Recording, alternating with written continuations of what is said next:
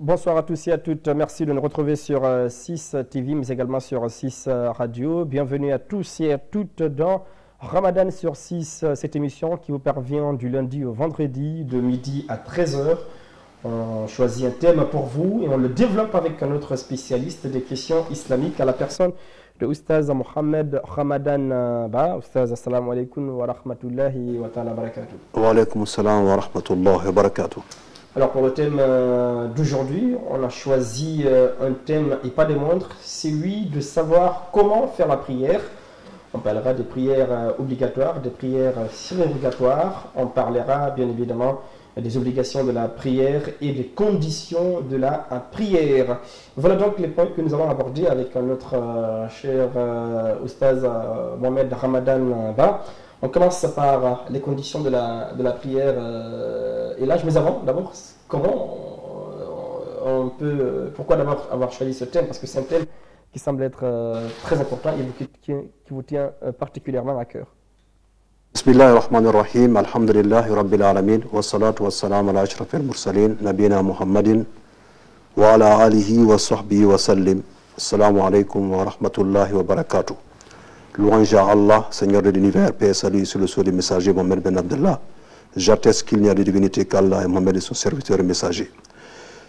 Donc ce thème qui concerne la prière ou qui parle de la prière est un thème extrêmement important parmi les thèmes que nous avons choisis pour ce mois de Ramadan.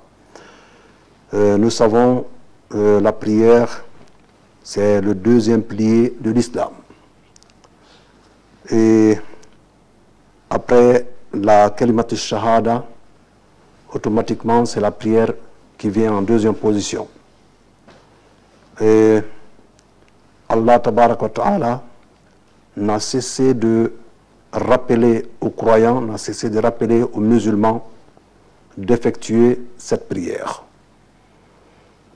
Donc cette prière, on ne peut pas être musulman, on ne peut pas être croyant sans cette prière. Il y a des hadiths même qui disent celui qui ne prie pas n'est pas musulman. Donc ce qui différencie les musulmans aux non-musulmans, c'est cette prière. Donc cette prière, elle est très très importante. C'est cette prière qui sera la première des choses que Allah va vérifier dans tout ce que le serviteur a fait comme adoration dans ce bas monde. Donc à l'au-delà, la première vérification, c'est sur cette prière. Si elle a été bien effectuée, il se peut que le reste soit exaucé. Si elle a été mal effectuée ou elle n'a pas été effectuée même, il se peut que tout le reste, tout ce que le serviteur a fait dans ce bas monde devient négatif.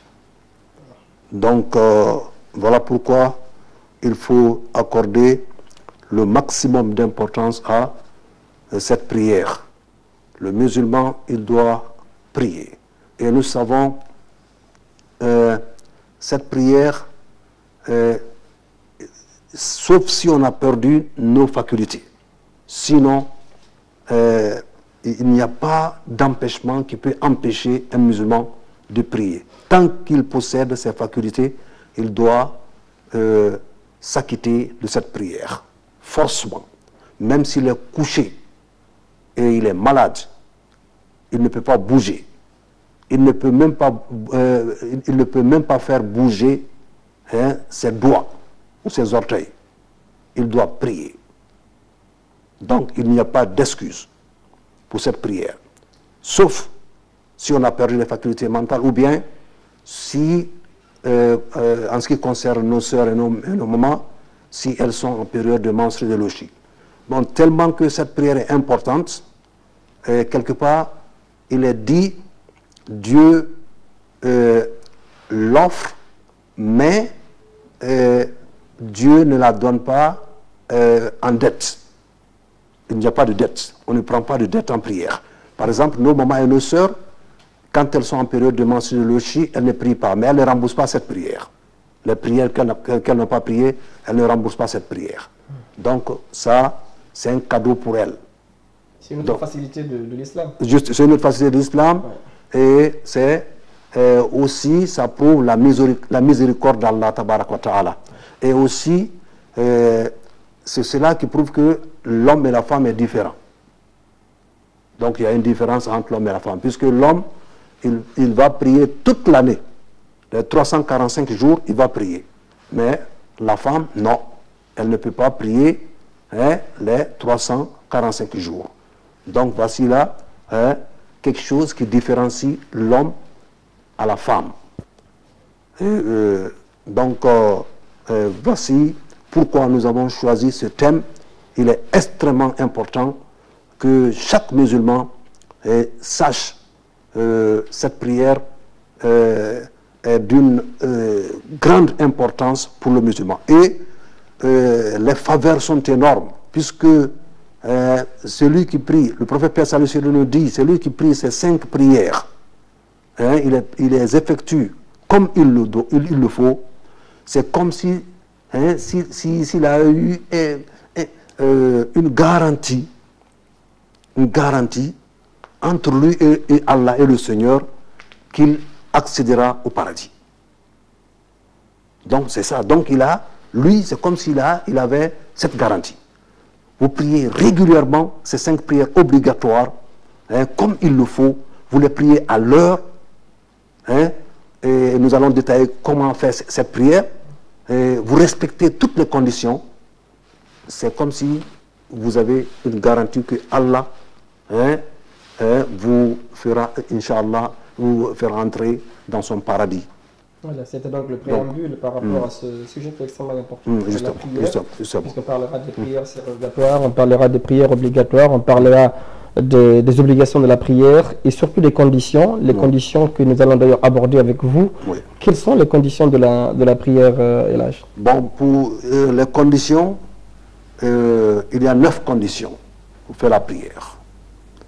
D'abord, la première, il faut être musulman. Il faut être musulman, à l'islam. Bon, celui qui n'est pas musulman, on ne lui demande pas de faire la prière, la prière islamique. Donc, il faut être d'abord musulman. Le non-musulman, non, on ne lui demande pas. Et pour être musulman, il faut entrer par la porte, il faut prononcer, il faut réciter la kalimatu shahada, qui est Ashhadu an la ilaha illallah wa ashhadu anna Muhammadan Rasulullah. Ce qui veut dire, j'atteste qu'il n'y a de divinité qu'Allah et Mohammed est son serviteur et messager. Donc ça, c'est la clé.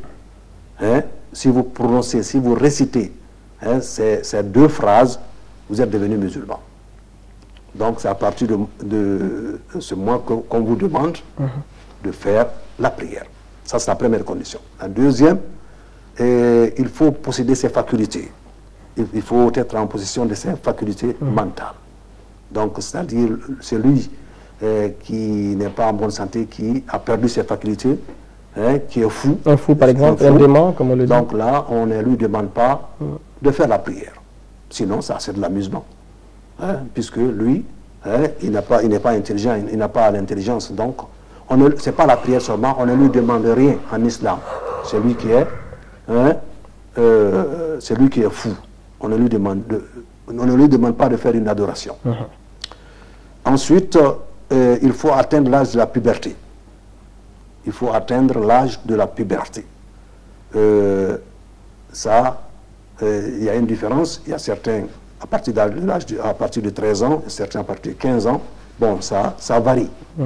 Donc, quand on a l'âge de la... Ça dépend des signes, en fait. Des signes, justement. Justement, ça dépend des signes. Si les signes apparaissent, donc là aussi... Pour les hommes, c'est quoi les signes, rapidement, avant de passer? Bon, pour les signes, il y a les poils de moustache. Et, bon, il y a ça, ou les poils des aisselles, donc ainsi de suite. Donc ça fait partie des signes. Ou bien, quand on rêve et qu'on commence à comprendre ce qu'on avait rêvé, on commence à retenir ce qu'on avait rêvé, ça aussi, ça fait partie des signes. ça c'est pour les hommes. Pour les filles, ça on sait, c'est les menstrues. Les menstrues, lorsque les menstrues arrivent, donc on a atteint l'âge de la puberté. Mais certains aussi, ils atteignent même avant qu'elles ne voient les menstrues. Par exemple, quand, excusez-moi du terme, quand les seins apparaissent, ça aussi, ça fait partie des signes. Donc, en ce moment, on demande de faire la prière. Mais avant cela, avant l'âge de la puberté, le prophète avait dit, à partir de l'âge de 7 ans, il faut déjà commencer à initier l'enfant à faire la prière. Là, c'est comme si on l'entraînait, on l'habituait à prier. Donc, puisque vous savez, quand on habitue l'enfant très tôt, il grandit avec, ça devient encore plus facile pour lui quand il devient jeune. Mais lorsqu'on ne lui habitue pas à faire une chose, s'il grandit, il devient un jeune, en ce moment, difficilement qu'il va pratiquer cette chose. Surtout la prière, surtout la prière. La prière, on doit commencer à initier les enfants très tôt, même avant 7 ans même. On doit commencer à les initier. Puisqu'il y a des enfants, alhamdulillah, quand on les initie, on les initie un tout petit peu, ils s'habituent et automatiquement, ils n'abandonnent plus. Ils prient. Mais à certains, il y a des récalcitrants, donc ceux-là, même après 10 ans, ils sont toujours difficiles, il faut toujours les forcer, il faut les faire peur pour qu'ils prient. C'est là où le prophète a dit, quand ils atteignent l'âge de 10 ans et qu'ils ne prient pas, là, il faut les fouetter. Il faut les fouetter un peu, mais pas les battre, comme si c'était des animaux. Non. C'est seulement pour prendre seulement la chiquette, même si on ne chicote pas. Leur faire peur, leur faire peur, c'est tout. Donc, il ne faut pas faire du mal aux enfants. On ne fait pas du mal aux enfants. Donc, on ne les blesse pas, non, il ne faut pas faire du mal, il faut éviter cela, puisque cela est interdit par notre religion. Le musulman doit être doux, il doit être tolérant, surtout envers les enfants et envers les vieillards. Donc, s'ils atteignent l'âge de 10 ans, alors qu'on avait déjà commencé à les initier, ils seront habitués, Inch'Allah, ils vont prier. Donc ça, c'est la première condition. La troisième condition, pardon. La troisième condition. Troisième. Donc, la quatrième condition, qui est aussi très importante, c'est de faire les ablutions. Il faut faire les ablutions. Donc, il faut faire les ablutions. Ça, c'est extrêmement important. Les ablutions. Les petites ou les grandes ablutions? Non, les ablutions mineures, les petites ablutions. Voilà. Il faut faire les ablutions. Et on a vu déjà ce thème. Oui, parler de ça hier. Exactement. Donc, ensuite, il faut cacher les parties intimes. Il faut les cacher. Et là, les parties intimes de l'homme et de la femme, donc il y a une différence, il y a une très grande différence. Parce que, par exemple, chez l'homme, on demande de cacher ce qui est entre le nombril et les genoux. C'est la partie qu'il faut cacher, obligatoirement. Le dessus du nombril jusqu'au dessous des genoux. Donc ça, il faut cacher cette partie. Donc, c'est la partie-là qui est demandée aux hommes de cacher. Maintenant, pour nos sœurs et nos mamans, elles, c'est tout le corps. Tout le corps, excepté le visage et les 2 pommes. Même les pieds. Même les pieds, il faut les cacher.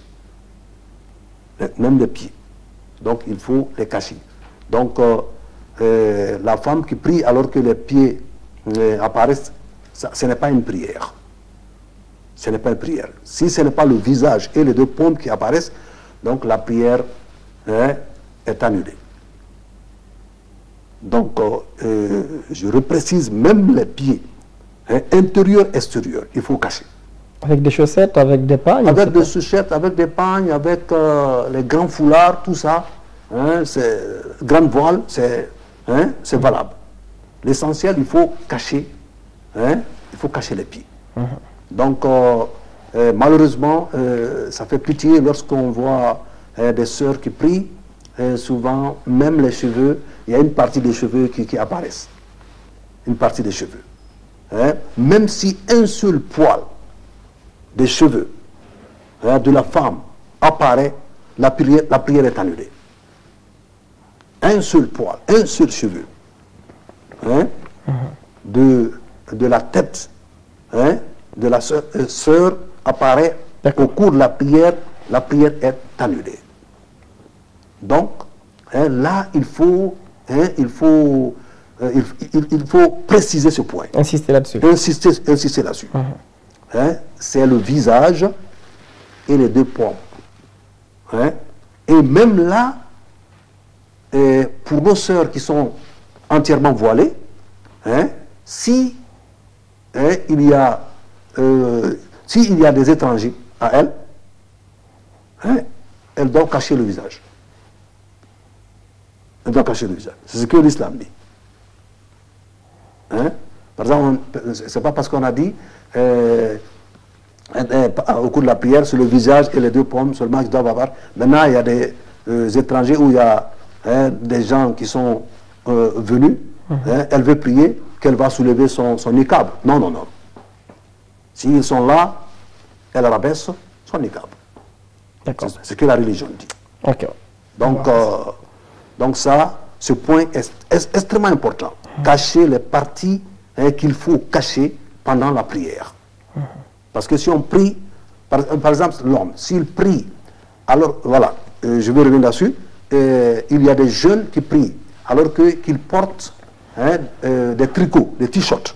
Hein, ils portent des t-shirts. Et, excusez-moi le terme, il y a certains même qui font descendre leurs pantalons jusqu'au niveau des cuisses. Bon, maintenant quand ils font l'inclination ou la prosternation, le tricot est petit. Donc le tricot est un peu serré, donc ça se rétrécit et le dos apparaît. C'est-à-dire la partie où se trouvent les reins. Donc ça apparaît. La prière est annulée. La prière est annulée. Automatiquement. Donc cette partie qu'on a dit, hein, à partir du nombril, le dessus du nombril jusqu'au dessous des genoux, pour les hommes, doit être cachée. Si une petite partie apparaît, la prière est annulée. Est-ce qu'on peut prier avec un tricot, un simple tricot par exemple? On peut prier avec un tricot, mais... à condition que ça vienne juste ça cache la partie là. Justement, ça cache la partie là. La partie là ne doit pas apparaître, hein, du début de la prière jusqu'à la fin. Entre le nombril et les genoux. Et les genoux. Pour les garçons. Pour les garçons. Ok. On va avancer rapidement parce qu'on est un peu pris par le temps. Ok. D'accord. Donc, après cela, il faut prier à l'heure. Il ne faut pas prier avant l'heure. Ok. Non, il faut prier quand il est l'heure. Il ne faut pas prier avant l'heure, il ne faut pas prier après l'heure. Donc, l'heure, c'est l'heure. Dieu nous dit dans le Saint-Coran, Inna salat kanat alal mu'minina kitaban mawquta.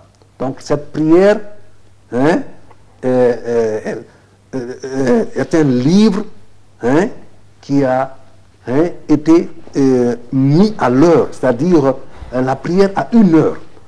Donc, chaque prière a un temps bien précis.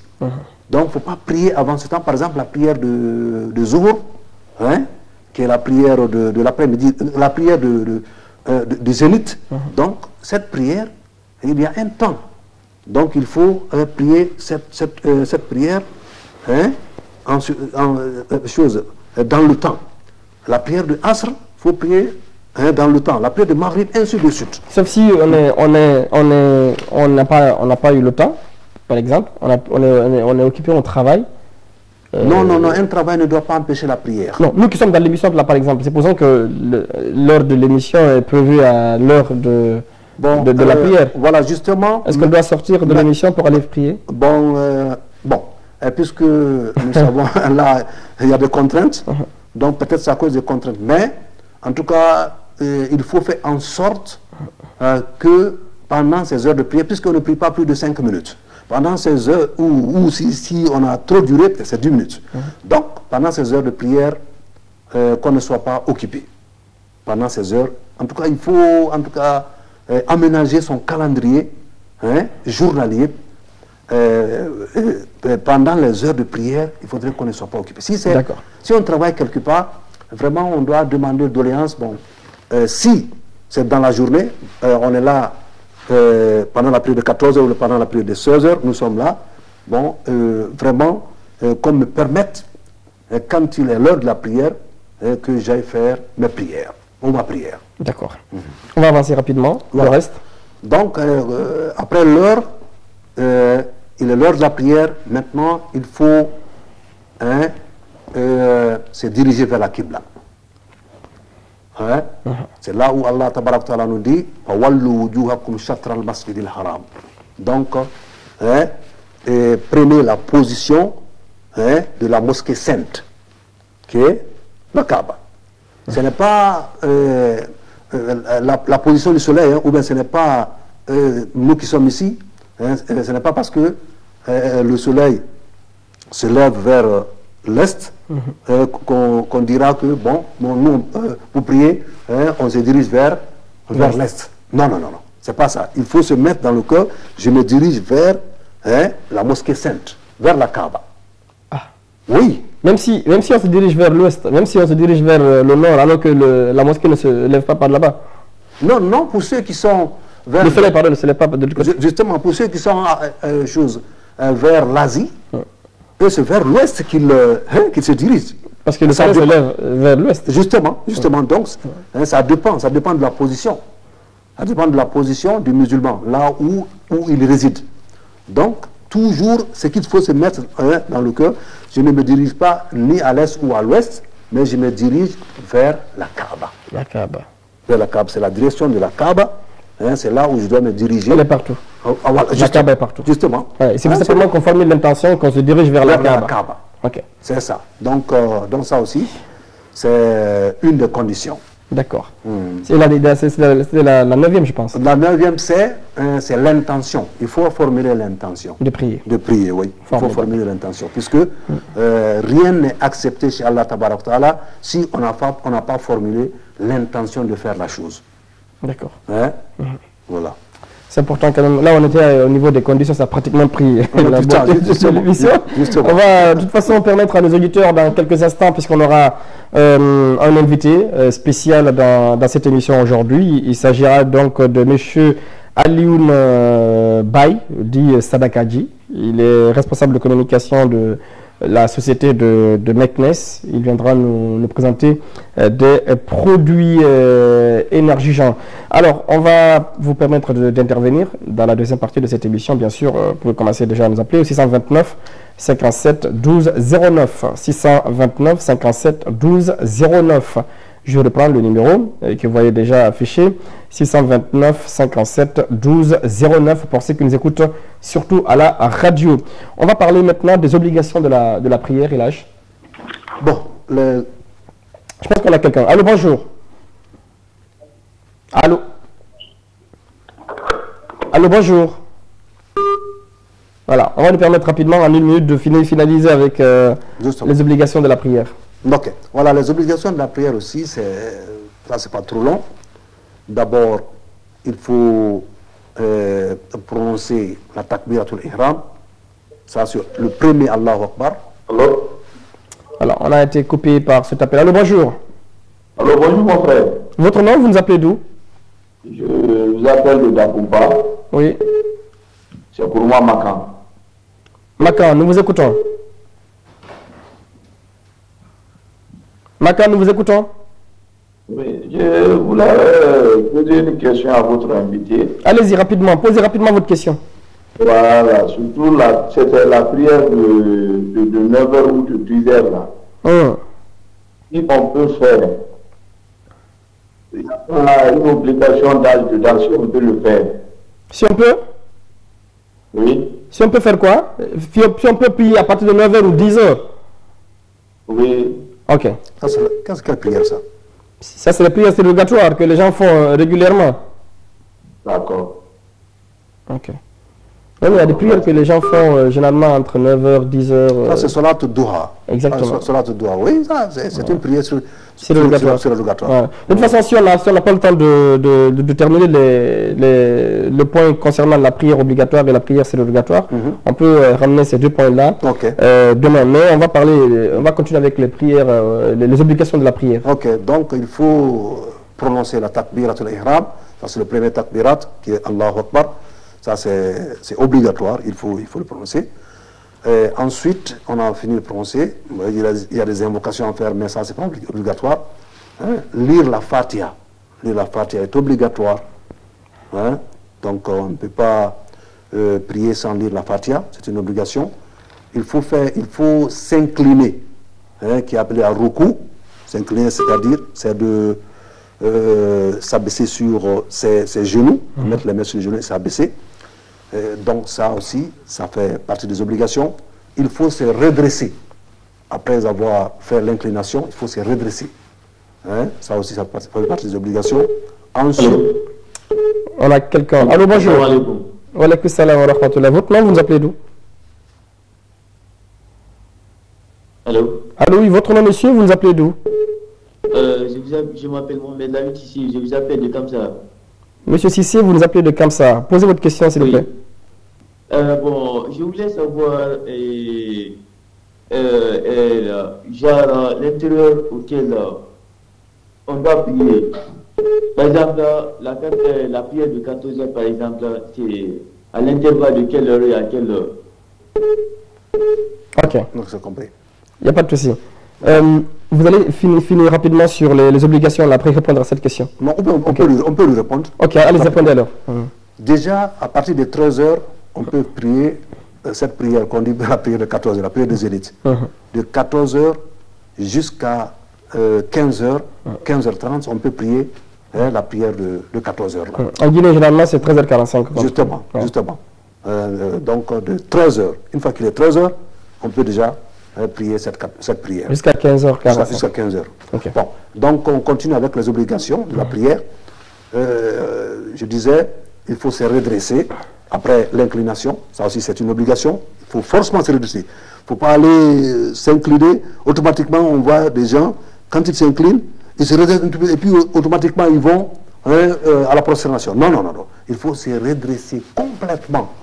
Qu'on soit droit avant de partir pour la prosternation. Maintenant, on se prosterner aussi, c'est une obligation. S'asseoir entre les deux prosternations, c'est une obligation. Donc, la deuxième prosternation aussi. Donc, les deux prosternations, c'est des obligations. Maintenant, il y a le dernier tashahhud. Le dernier tashahhud, par exemple, si la prière, nous savons si c'est 2 rakats, il y a un seul tashahhud, donc c'est le dernier. Si la prière de 4 rakats, il y a 2 tashahhud, ou de 3, il y a 2 tashahhud. Le premier n'est pas obligatoire, mais le dernier est obligatoire. Donc, et ce qu'on doit lire là-bas aussi est obligatoire, qui est Tashahhud et As-Salatul Ibrahimiyya. Ça, c'est obligatoire, on doit le lire. Ensuite, dire les salams. Assalamu alaikum wa rahmatullah. Le premier, il est obligatoire, mais le deuxième n'est pas obligatoire, il est surrogatoire. Donc, voici là les obligations de la prière. Si on veut faire une prière, donc on doit forcément respecter ces choses. Maintenant, il y a des trucs qui sont surrogatoires, mais qu'on ne doit pas abandonner. Sciemment. Si on les abandonne sciemment, la prière n'est pas exaucée. D'accord. On a quelqu'un. Allô, bonjour. Allô, bonjour.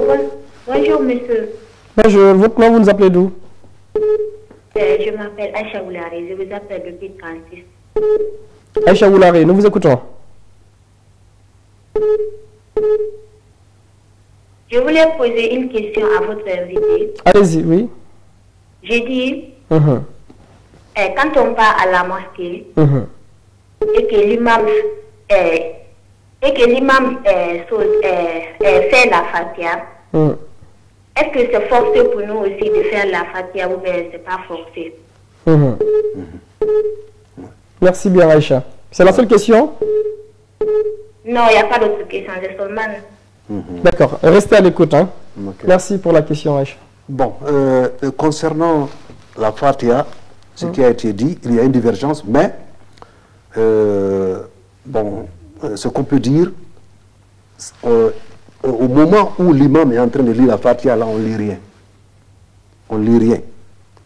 Quand il termine de lire la Fatiha, hein, nous aussi, nous devons lire la Fatiha. Pendant qu'il est en train de lire une autre sourate? Pendant qu'il est en train de lire une autre sourate. Donc nous, on lit la Fatiha rapidement, à basse voix, hein, et lui, il lit hein, les autres versets ou une autre sourate. Hein, c'est ce qui est recommandé. Hein, il y a certains qui disent qu'on ne doit rien lire, mais le prophète hein, a demandé une fois à ses compagnons, est-ce que vous lisez derrière moi? Hein? Je soupçonne que vous lisez derrière moi. Les compagnons ont répondu, oui, nous lisons. Il dit, hein, il a dit, ne le faites pas, sauf la Fatiha. Lorsque je finis de lire la Fatiha, lisez la Fatiha. La Fatiha. C'est important. Alors pour ça, c'est pour les prières qu'on lit, non, pas obligatoire, que l'imam lit à haute voix. Maintenant, les prières où l'imam lit à basse voix, par exemple, les prières de Zuhur ou les prières de Asr, hein, là, on doit lire et la Fatiha et d'autres versets ou d'autres sourates. D'accord. C'est important. Voilà. Allô, bonjour. Allô. Allô, bonjour. Voilà, je pense qu'on n'a pas quelqu'un. Comment on appelle ça? Quand on s'incline, on dit Subhan Rabbi al-Azim. Voilà. Allô, bonjour. Allô, bonjour. Vous allez bien? Très bien. Votre nom, vous nous appelez d'où? Alors,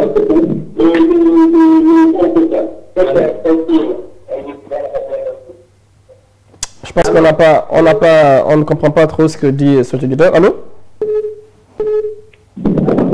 Allô, bonjour. Allô. Voilà, je pense qu'il est parti. Allez-y rapidement, Elhaj. Voilà, donc il y a des choses aussi hein, qui ne sont pas obligatoires, qui sont surrogatoires, mais qu'on ne doit pas négliger. Si on les néglige sciemment, pendant la prière n'est pas acceptée. Par exemple, on n'a pas parlé de la sourate ou des versets qu'on doit lire après la Fatiha. Ce n'est pas obligatoire, c'est surrogatoire. Mais on ne doit pas les laisser, hein, on ne doit pas faire exprès et les laisser sans les lire. Non. Si on les oublie, hein, il y a ce qu'on appelle sujoud sahw. Hein? Il y a des prosternations. D'accord. Hein, pour réparer ce qu'on a omis pendant la prière. D'accord. Donc ce sont ces choses-là qu'on ne doit pas laisser, hein, on ne doit pas faire exprès et abandonner. C'est par exemple lire ces versets ou une sourate après la Fatiha, c'est un, et lire la tashahhud, s'asseoir, le premier tashahhud, hein, s'asseoir et lire le tashahhud, on ne doit pas abandonner celui-là, hein, et ainsi de suite. Les erreurs qu'on peut commettre aussi dans, comment on appelle, pendant la prière, on a fait 3 rakats au lieu de 4 rakats. Est-ce que tout cela, on est obligé de faire les sujoud de Ba'da Salam ou Qabla Salam? Non, ça fait objet d'un autre débat. Ça, ce n'est pas la même chose. D'accord.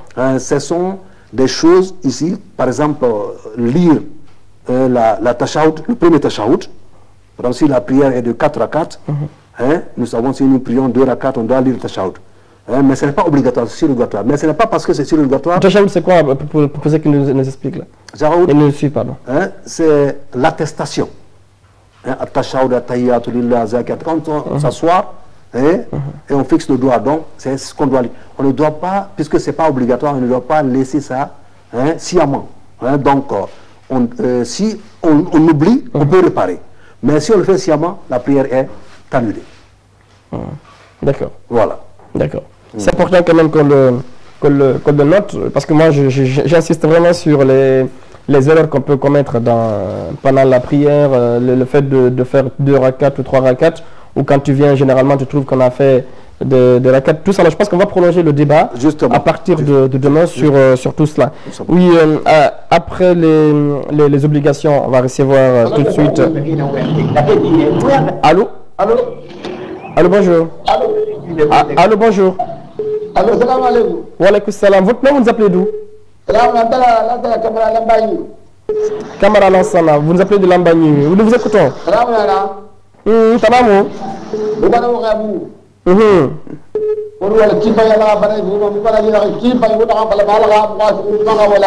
Allahumma amin. Amin ya Rabbi. Alors donc c'est un invité bien sûr qui nous appelait au 629 57 12 09. On va marquer une courte pause, le temps pour nous de recevoir Alioune Mbaye. Alioune Mbaye bien sûr qui va bien sûr être sur ce plateau pour nous parler. Bonjour monsieur. Allô, bon, avant d'aller à la pause, il y a ce monsieur qui nous appelle de la Côte d'Ivoire, me dit-on. Bonjour. Oui, alors j'appelle en Côte d'Ivoire, c'est par rapport au débat des... Oui, allez-y rapidement s'il vous plaît.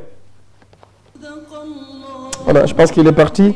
On va marquer rapidement la pause pour pouvoir installer Alioune Mbaye, comme je le disais il y a quelques instants, qui est le responsable commercial de Meknes, cette entreprise qui produit des boissons énergisantes. On l'installe et puis on revient dans cette émission.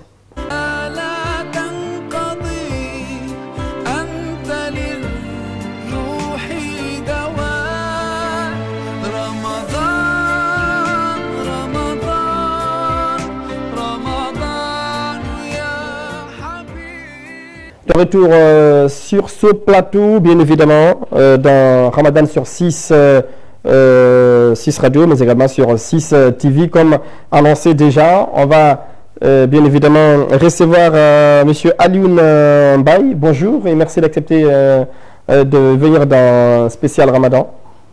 Bonjour Bobo. Vraiment, je suis très fier d'être dans votre télévision.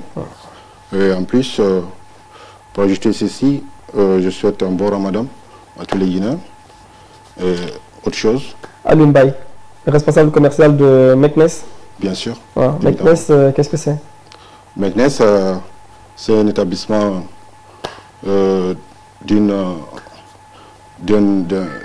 commercial, que je veux dire,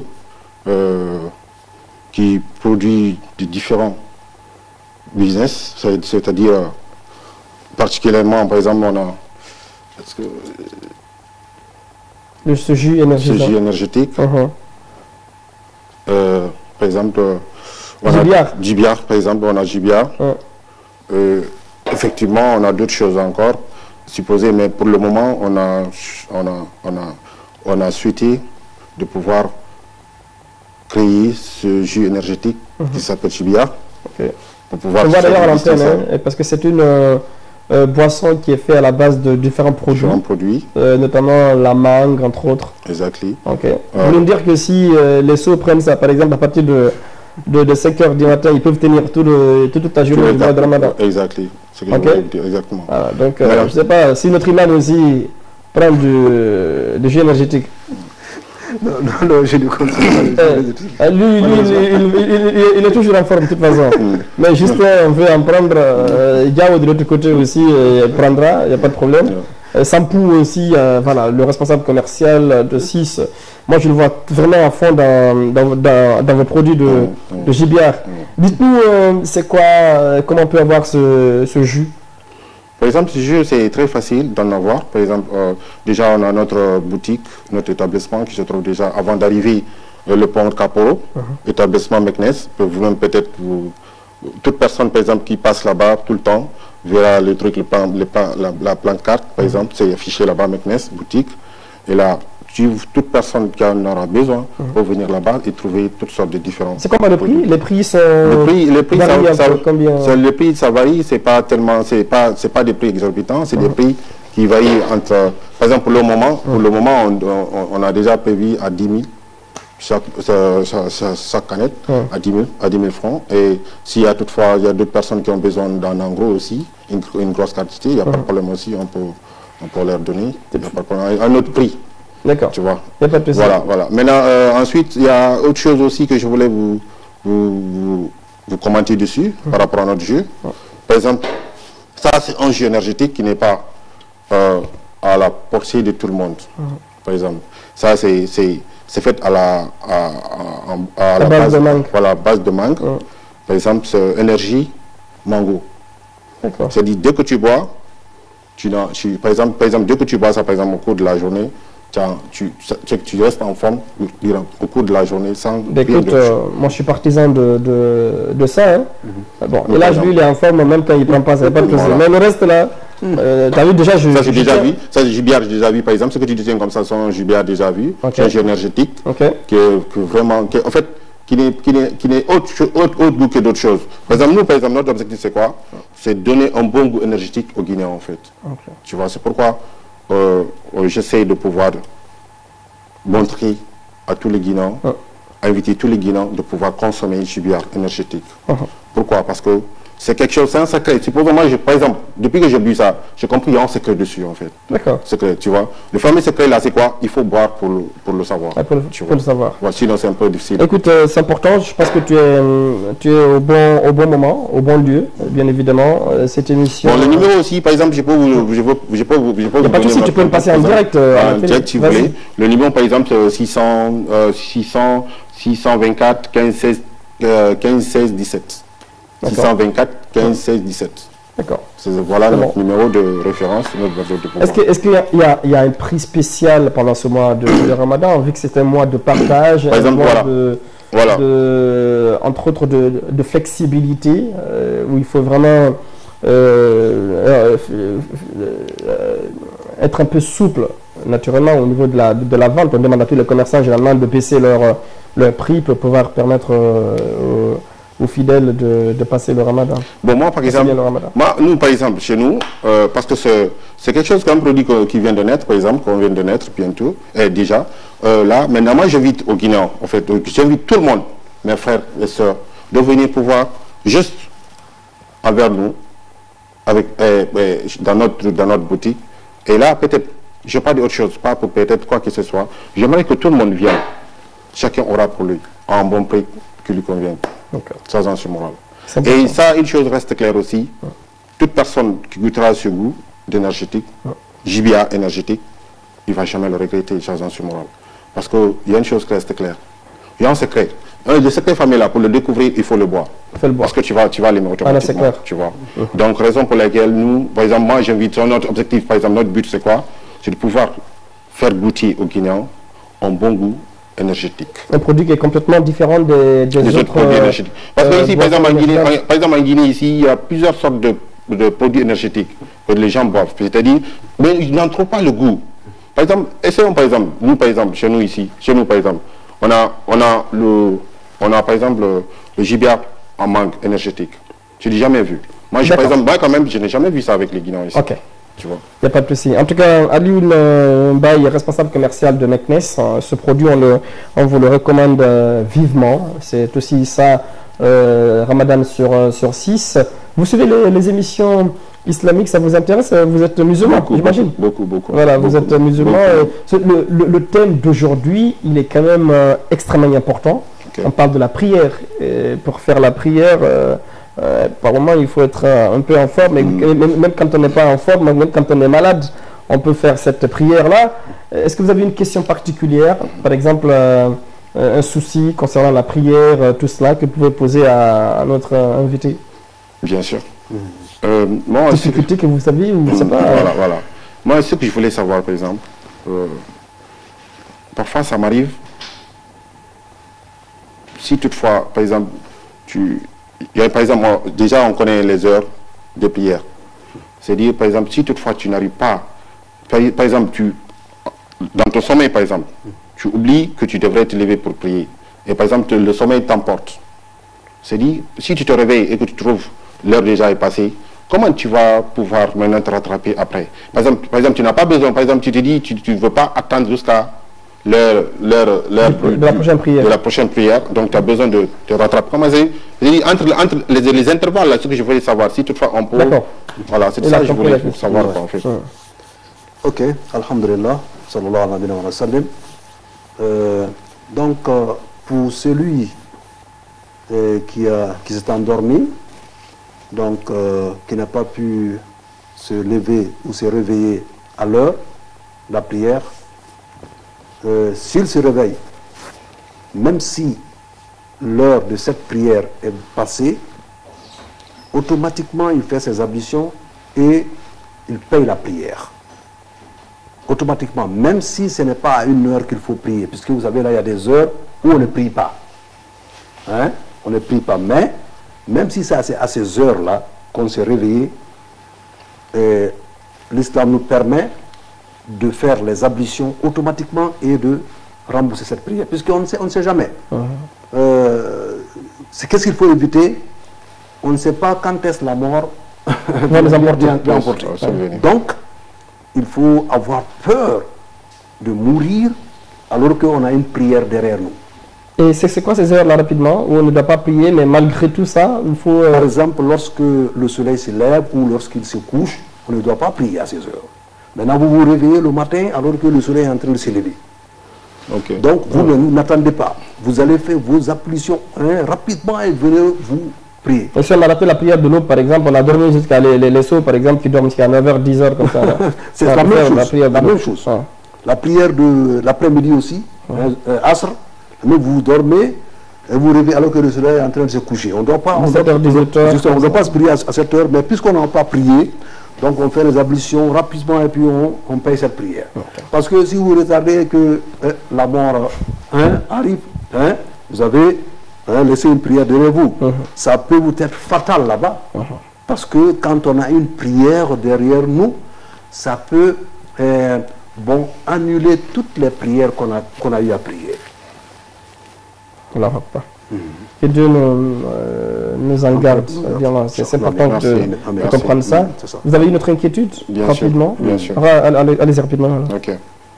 Par exemple, j'ai une question aussi à vous proposer. C'est que, par exemple, quand toutefois, par exemple, tu te réveilles, tu as l'habitude de te réveiller, par exemple, à 6 heures ou parfois à 7 heures.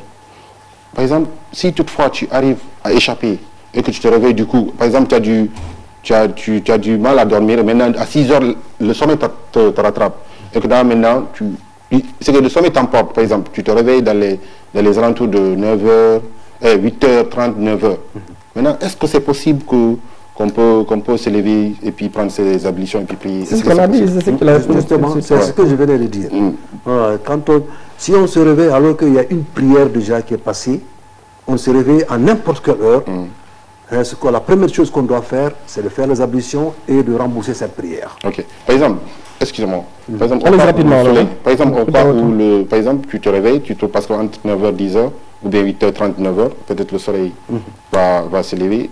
Par exemple, au cas où le soleil, tu jettes un coup d'œil dehors, ou bien tu trouves le soleil déjà truqué, par exemple, c'est possible parce qu'on prie selon le soleil, j'espère, parce qu'on s'est dit comme ça. Non, il dit il a dit qu'il y a des heures qui sont normalement pas habilitées, autorisées à prier, où on doit prier, mais... C'est comme ça, j'ai bien compris. Voilà, mais on peut le prier pour ne pas que, voilà, comment on appelle, la mort vienne te trouver dans ces conditions-là.